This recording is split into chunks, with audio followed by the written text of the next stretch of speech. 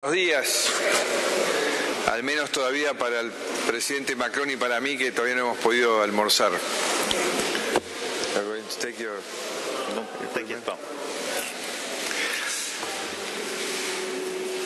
Bienvenido, presidente Macron, a la Argentina. Es un verdadero honor, Emmanuel, que la primera vez que visitas la región lo hagas visitando nuestro país. Y esto continúa una visita que yo hice a principio de año a París y no hace más que reforzar esta relación privilegiada que tienen Argentina y Francia desde hace mucho tiempo. Hoy mantuvimos una muy buena reunión ratificando nuestra vocación de seguir trabajando juntos, donde también ambos ratificamos nuestro fuerte compromiso con la Agenda Verde en el marco de los compromisos asumidos en el Acuerdo de París. Y en eso Argentina ha hecho grandes pasos adelante, tanto en eficiencia energética como en energías renovables, donde también participan empresas francesas. Y hemos cumplido muy bien la hoja de ruta del 2016. La feuille de route de 2016. Nous nous sommes engagés aujourd'hui à continuer de travailler ensemble dans le domaine de l'espace, de la technologie, de la numérisation, de la culture, bien entendu, car nous avons toujours eu un échange très important en la matière et nous souhaitons que cet échange ne se fasse non pas en 2023 mais en 2022, l'année croisée. Nous sommes extrêmement heureux de pouvoir continuer de travailler ensemble. Et puis nous sommes d'accord également pour voir l'avenir du travail comme un véritable défi. Cette révolution technologique que nous vivons, qui suppose de nous que nous misions sur les petites et moyennes entreprises, les start-up et tout le monde de la connaissance. Et nous allons organiser des réunions ici à Buenos Aires et à Paris pour que nos entrepreneurs soient en contact et qu'ils puissent trouver des domaines de coopération. Nous avons également parlé du G20 qui commencera demain. Nous comprenons tous deux que le G20 est un espace extrêmement important qui va célébrer son 10e anniversaire. C'est un forum dont l'essence est de créer un dialogue ainsi que des consensus. C'est un espace où nous nous retrouvons en tête à tête, où nous parlons franchement et nous essayons de dépasser les désaccords et trouver des points de convergence, comme je disais. Nous espérons que dans ce G20-ci, nous pourrons également trouver des points de convergence qui montrent aux gens que nous avançons vers des mesures concrètes, à travers des mesures concrètes qui renforcent le bien-être des gens, de nos peuples. Création d'emplois et éducation notamment. Et à ce titre, je souhaite également remercier M. le Président et son ministre de l'Éducation française pour son travail, car la France et nous-mêmes sommes préoccupés par la volonté d'enseigner mieux les mathématiques à nos jeunes et à nos enfants, parce que les mathématiques sont directement liées aux travaux d'avenir. Donc, on pense à l'importance de ces éléments-là et je remercie une nouvelle fois la France pour son immense soutien à travers l'accord avec le Fonds monétaire international. La France a joué un rôle essentiel à travers son soutien et nous la remercions parce que c'est grâce au soutien de pays aussi importants que la France que cet accord avec le Fonds a pu être signé. Nous avons pu dépasser le problème de cette année, la sécheresse ou les problèmes de marché mondiaux. Et puis également la question du Mercosur et de l'Union européenne. Nous pensons que par affinité culturelle, politique, pour des raisons historiques, il s'agit d'un accord qui doit avoir le jour. On l'a retardé depuis longtemps, voilà 20 ans que nous en parlons. Aujourd'hui, nous en sommes tout proches, en tout cas beaucoup plus proches, et nous espérons que si bien le président Macron que moi-même puissions apporter l'élan final qui permette de voir cet accord aboutir. Merci une nouvelle fois Emmanuel Macron de votre visite. Et c'est un plaisir. J'espère que ça fait déjà un jour que vous êtes là, Monsieur le Président. J'espère que vous avez été à l'aise au cours ces quelques heures passées ici et j'espère que vous aurez vu également des similitudes entre nos deux pays. Parce que je pense que cette relation mutuelle aussi ancienne. Escucharemos las palabras del señor presidente de la República Francesa, Emmanuel Macron. De Monsieur le Président de la République française, Emmanuel Macron. Cher Mauricio, pour cet accueil chaleureux. Et oui, je sens depuis notre arrivée hier soir ce lien qui évidemment est fait d'histoire. Je viens d'une région où beaucoup de gens pensent que Saint-Martin appartient à Boulogne-sur-Mer. Et donc le voir à quelques pas d'ici était pour moi émouvant. Et donc c'est non seulement le poids de l'histoire, mais aussi la vitalité de nos liens bilatéraux, d'une amitié qui existe entre nos peuples, qui est ici parfaitement tangible. Et ça n'est donc pas un hasard si en effet c'est le premier déplacement que j'effectue en tant que président dans la région et qu'il est pour l'Argentine, et qu'il fait suite à des échanges que nous avions eus intenses, amicaux et ambitieux ensemble en début d'année. La relation bilatérale, vous venez de l'évoquer, Monsieur le Président, cher Mauricio, est faite de multiples secteurs, de multiples domaines et nourrit justement cette intensité. Nous avons souhaité parcourir justement plusieurs dossiers. Nos ministres sont là pour aussi continuer de les faire avancer, mais dans le domaine de la défense, des énergies renouvelables, des transports, mais aussi les domaines comme l'espace. Nous avons d'ores et déjà beaucoup d'avancées obtenues ces derniers temps et signées autour de ce déplacement, mais aussi des avancées à venir que nous souhaitons pleinement ancrer. En matière éducative et académique, là aussi, la relation est très intense. J'ai pu le voir moi-même ce matin en rencontrant plusieurs de vos écrivains et intellectuels et nous souhaitons la poursuivre, à la fois en travaillant en partenariat sur notre ambition de formation des maîtres, vous l'avez évoqué, mais de développement des liens bilatéraux en matière éducative, en matière de recherche et à ce titre, l'intelligence artificielle fait partie des domaines stratégiques. Enfin, c'est aussi ce que nous souhaitons faire avancer par des initiatives concrètes ensemble. D'une part en matière culturelle, avec la saison culturelle croisée que nous allons donc organiser. D'autre part avec la mise en place d'un forum économique bilatéral que nous souhaitons installer ensemble pour permettre à nos entreprises de taille moyenne et intermédiaire justement de nouer davantage de liens, d'investissements croisés dans des secteurs que nous définirons, mais à coup sûr, l'innovation numérique, le tourisme, l'agroalimentaire sont des pistes extrêmement prometteuses et nous permettra dès l'année prochaine d'avoir des rencontres concrètes. Et je souhaite que nos ministres puissent se rendre à nouveau pour l'été prochain ici dans votre pays pour porter ce forum. Et je souhaite aussi que nous puissions porter l'intensité de cette relation à la fois économique, culturelle et complète par, je l'espère, une visite de votre part. Et je tenais ici à vous inviter pour le premier semestre 2019 à Paris à nouveau. La relation bilatérale est donc essentielle et je pense que même si l'Argentine est le troisième partenaire commercial de la France en Amérique latine, nous pouvons faire encore mieux. Et elle est d'autant plus importante dans un moment très important que vit aujourd'hui l'Argentine. Vous l'avez dit, la France a constamment apporté son soutien dans le cadre du FMI pour les mesures que vous mettez en œuvre avec beaucoup de fermeté.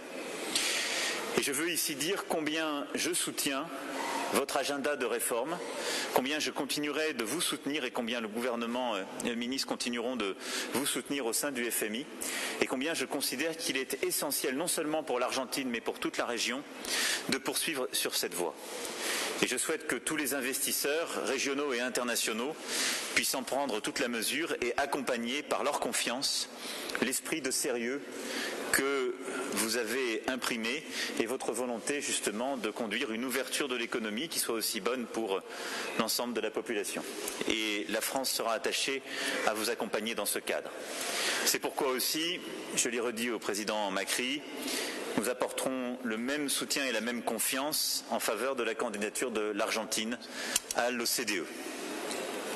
Je pense que c'est un agenda important pour le pays et mérité compte tenu de toutes les réformes faites et de l'ambition ici portée. Nous avons évoqué beaucoup d'autres sujets régionaux, nous pourrons y revenir dans les questions, le Mercosur, le Venezuela évidemment, où nos positions communes sont connues et nous les avions réaffirmées en janvier dernier. Mais peut-être d'un mot, je voudrais conclure ce propos introductif par quelques remarques sur le G20. Nous avons évoqué en effet ce G20 qui commencera à partir de demain matin et que vous présidez. Nous aurons l'occasion sur le climat, la gouvernance mondiale, le commerce, l'emploi, l'éducation, le financement de nos infrastructures ou l'agriculture durable, justement de pouvoir avancer et discuter de manière extrêmement libre entre partenaires sur ces sujets. Et je dois dire que c'est pour moi la reconnaissance du rôle de l'Argentine, mais aussi de vos valeurs et de votre vision qui rend cette présidence extrêmement importante.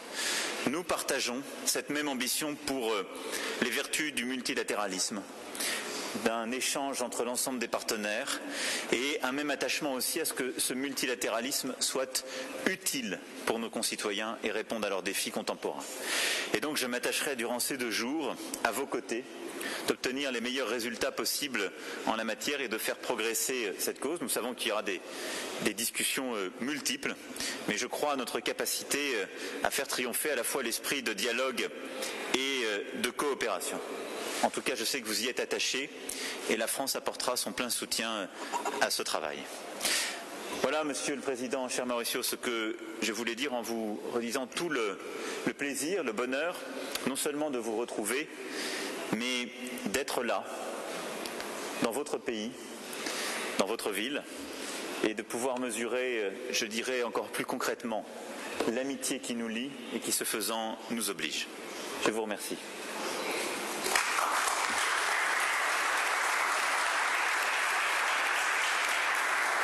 Seguidamente damos paso a la instancia de preguntas a ambos mandatarios. En primer lugar lo hará Valérie Arstruc en representación de France 2. Commencera en représentation de France 2. Président Macri, Président Macron, vous êtes tous les deux accusés par une partie de votre opinion d'être les présidents des riches. Les situations économiques sont très différentes évidemment, mais vous êtes tous deux confrontés à une colère populaire contre la vie chère et contre les taxes. Est-ce que vous avez échangé sur vos expériences? Est-ce que vous avez échangé des conseils? Deuxième question, est-ce que vous avez l'intention de rencontrer lors du G20 Mohamed Ben Salman? Est-ce que vous craignez ou non qu'il profite de ce G20 pour réhabiliter son image? Et puis dernière question au président Macron. Vous avez dit dans votre interview à La Nation que Donald Trump avait pris des décisions contre ses alliés. Est-ce que vous avez l'intention de le rencontrer et de lui adresser ce message? Merci. Je commence. Alors, sur le premier sujet, je crois qu'il faut être lucide sur nous-mêmes collectivement. Beaucoup de nations qui aujourd'hui, soit nations développées et ayant vécu une crise profonde depuis 30 ans, soit des pays émergents qui sont en train de faire des réformes profondes, ont à faire face à un défi qui est pour moi l'un des défis contemporains les plus importants avec celui de la transition écologique, et d'ailleurs les deux sont jumeaux et se répondent, c'est celui de la capacité à ce que nos travailleurs, nos classes moyennes, retrouvent pleinement leur place dans cette mondialisation. On le voit bien, la mondialisation qu'on connaît depuis des décennies et qui ne cesse de croître a profondément changé de nature, et ça ne date pas d'hier, avec une accélération des flux financiers, et donc à la fois de sa financiarisation et de sa numérisation. Cela a fait exploser partout dans le monde les inégalités, mais surtout ça a plongé nos sociétés dans le doute et l'interrogation. Et la France n'échappe pas à ce doute, ça n'est pas d'hier, ça fait plusieurs décennies, et c'est pour moi d'ailleurs, je dois le dire, une fierté que la France se pose ces questions à elle-même. Et c'est au cœur de l'action que je mène. Mais je pense, comme je l'ai dit il y a 2 jours, que cette question dépasse la France. Chacun a des formes particulières.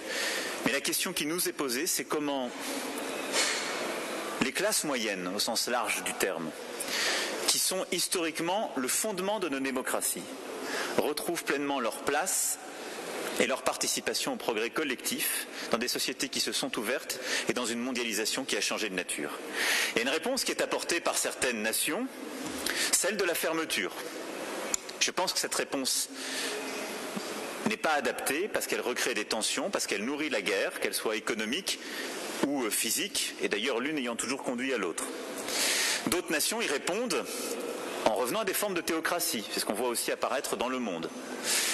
La vraie question, c'est quand on est attaché à nos valeurs, à nos principes d'universel, aux valeurs qui nous ont faites et qui ont émergé en France au XVIIIe siècle et qui se sont universalisées et qui sont au cœur aujourd'hui des valeurs de cette mondialisation qui est aussi celle de la liberté des hommes et qu'on voit à l'Organisation des Nations Unies, eh bien comment on conjugue cela et les valeurs d'ouverture avec ce défi?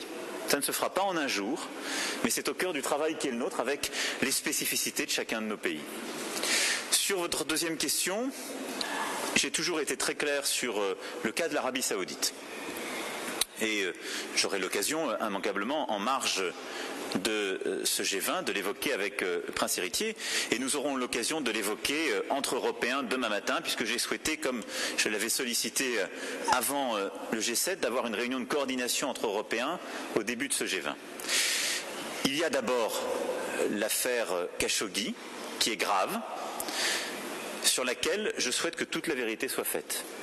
Et pour ma part, je souhaite que les investigations qui sont menées à la fois en Turquie et en Arabie Saoudite puissent se poursuivre, apporter la clarté complète à la fois à la famille, aux proches de M. Khashoggi, mais à la communauté internationale, et que nous puissions, en respectant les droits de chacun et la présomption d'innocence qui va avec, mais avoir toute clarté et qu'il puisse y avoir une véritable association de la communauté internationale dans ce processus. Pour ma part, je suis favorable à ce qu'il y ait une transparence et une association de représentants de la communauté internationale sur cette affaire, puisqu'elle a touché, je dirais, le monde entier.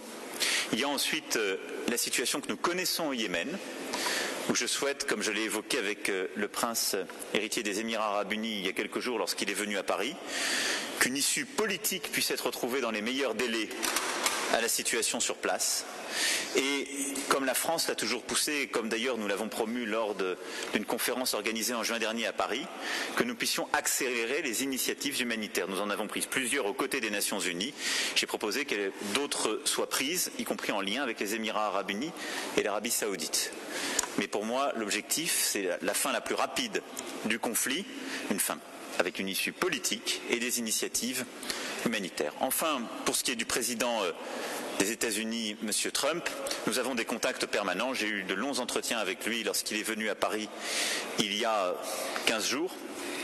Et nous poursuivrons, et là aussi j'aurai l'occasion de le revoir, mais nos contacts sont permanents. Quand ils ne sont pas physiques, ils sont téléphoniques et extrêmement aisés. Donc nous évoquons en permanence nos sujets d'accord et de coopération très étroite, et nous en avons beaucoup, en particulier sur les sujets de sécurité, de lutte contre le terrorisme, et nos points de désaccord, et il y en a aussi, sur le climat ou notre vision du commerce. Donc tout ça est un dialogue continu.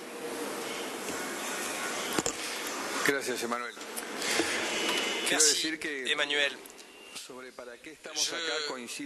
voulais dire, alors pourquoi sommes-nous là? Je suis tout à fait d'accord avec ce qu'a dit le président Macron. Notre principale priorité est de donner pour nos peuples des opportunités de progrès, leur proposer un projet de vie qui les stimule, qui renforce leur amour propre et qui aide à leur félicité. Et comme l'a dit également Monsieur le Président Macron, c'est la liberté de choisir qui importe. Mais nous vivons une époque incroyable, une époque sans précédent, où la révolution technologique nous surprend au quotidien, chaque jour. Et le plus impressionnant, c'est qu'elle s'accélère. Et elle s'est beaucoup accélérée au cours des 5 dernières années. Donc, ça crée des opportunités, des défis, des craintes également. Et notre tâche, ça va être de faire en sorte, comme le disait le président Macron, que notre classe moyenne puisse trouver sa place dans cette révolution. Évidemment, il y a des grandes différences entre la France et l'Argentine. En Argentine, on a une grande pauvreté du fait de politiques erronées qui nous ont isolés du monde pendant de longues décennies, ce qui a fait que notre pays recule. Ceci a supposé de la pauvreté et un manque d'opportunités pour notre pays. Donc, dans le cadre du G20, nous avons proposé justement comme sujet principal l'avenir du travail liées à l'éducation, bien sûr, parce que nous nous orientons vers des emplois qui vont disparaître, mais d'autres vont être créés. Il va y avoir une substitution et nous savons tous qu'il va falloir nous remettre en question en permanence, nous reformer en permanence. C'est là le grand défi. Et il s'agit de voir comment les gouvernements peuvent aider à ce que ce processus suppose la moindre exclusion possible. Nous fassions en sorte que nos citoyens s'adaptent à ce processus. Et évidemment, nous sommes étonnés qu'à travers un téléphone portable, un dispositif si petit, nous ayons accès à tellement de savoir, tellement d'informations, tellement d'opportunités. Et tout ceci vient de cette révolution, et je le disais, c'est une révolution qu'on n'a jamais vue auparavant. Cette révolution technologique est encore plus profonde, encore plus complexe que la mondialisation elle-même. Et puis, en ce qui concerne le prince héritier qui participera au sommet, l'Arabie Saoudite est membre permanent du G20, donc il y participe. Et puis, il y a le sujet sur la table. Ça a été un choc pour le monde entier. Peut-être en parlerons-nous dans les réunions bilatérales ou pas, voire même en plénière au G20. Mais ça fait partie de la communauté du G20. L'Arabie Saoudite en fait partie et donc seront là demain également. La última pregunta. En esta oportunidad, pregunta Ignacio Ortelli. Dernière question, Ignacio Ortegui, du journal Clarín. Bonjour, Monsieur le Présidents. La question est adressée au président Macron et ça dit, est-ce que vous avez affirmé au cours des dernières heures qu'il n'y a pas encore d'accord possible entre l'Union européenne et le Mercosur? Que pensez-vous qu'il faudrait faire pour progresser en la matière? Et puis, à propos du soutien pour l'adhésion à l'OCDE, est-ce que c'est simplement une question d'opposition des États-Unis pour l'adhésion unique des pays européens? Enfin, question pour le président Macri, vous êtes pour une politique de libre-échange, c'est un sujet qui apparaîtra à l'agenda du G20. Que pensez-vous de la politique protectionniste de Donald Trump et quelles en sont les conséquences dans le monde? Et puis, pour la réforme du travail en France, poussée par le président Macron, est-ce que vous pensez qu'elle pourrait s'appliquer à l'Argentine? Merci beaucoup.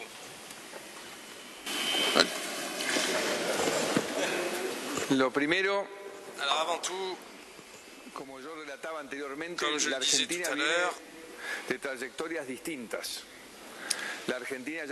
Argentine et France ont des trajectoires différentes. L'Argentine a déjà connu l'isolement. Elle a déjà misé sur une autosuffisance. Il y a des ouvrages qui ont été rédigés sur le sujet et ça n'a pas fonctionné, c'est clair. Nous avons beaucoup plus de pauvreté aujourd'hui qu'il y a 30 ou 50 ans.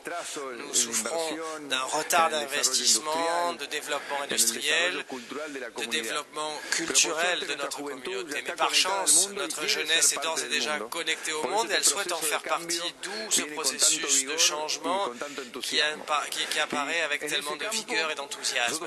À cet égard, nous avançons à travers de grands accords, aussi avec les États-Unis, au-delà de la politique que les États-Unis sont en train d'appliquer d'un point de vue multilatéral. Et puis, deuxième question.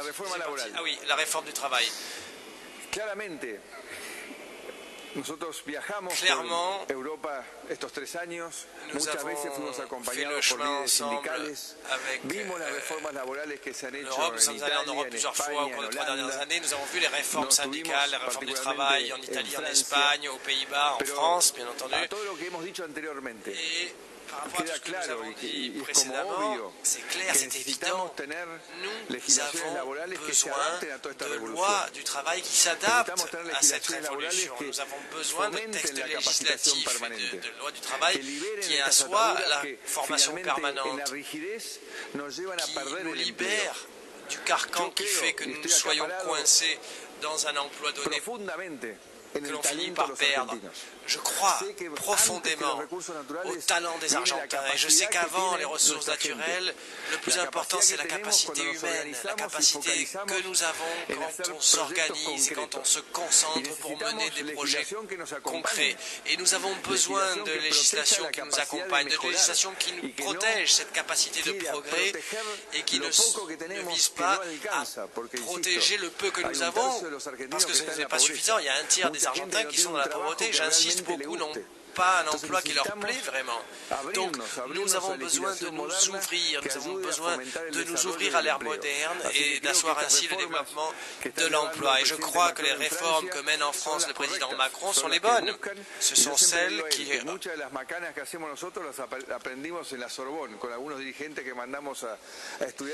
cherchent à changer les choses. Et beaucoup des choses que nous faisons ici, nous appliquons ce que nous avons appris à Sorbonne avec des dirigeants de l'ancien temps. Donc, il faut que l'on progresse, il faut que l'on se modernise, il faut que véritablement on soit sur le marché du travail mondial, concurrentiel. Sur le Mercosur et la situation.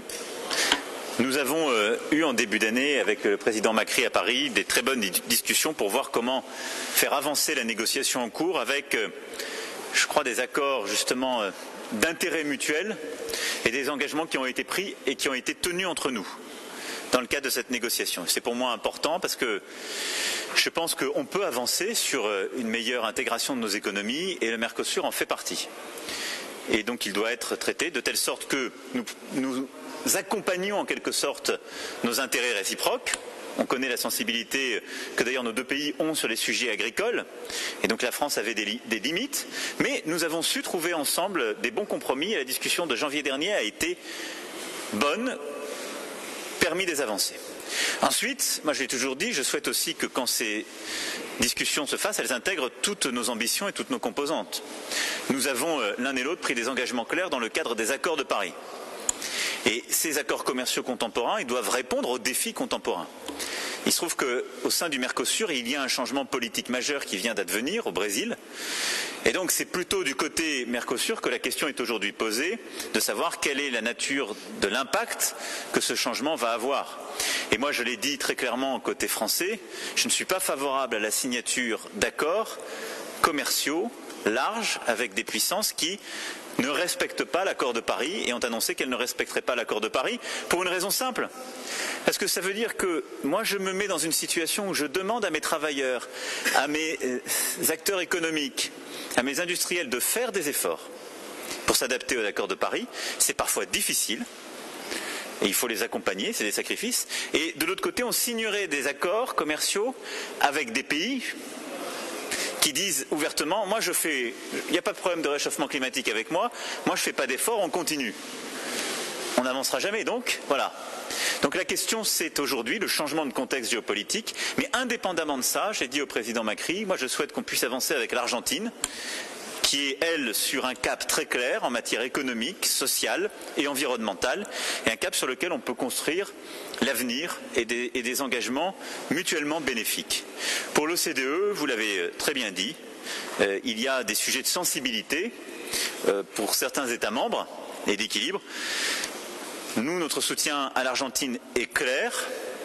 Et donc j'espère que les discussions des prochains jours, tout particulièrement, permettront d'aboutir à une issue favorable. En tout cas, sur ce sujet aussi, comme pour le FMI, comme je l'évoquais, la France soutiendra sans ambiguïté l'Argentine. Merci à vous. Muchas gracias. Bien, de esta manera damos por finalizada la presente conferencia de prensa. A todos, muchas gracias por vuestra presencia. Ambos mandatarios proceden a retirarse. Gracias.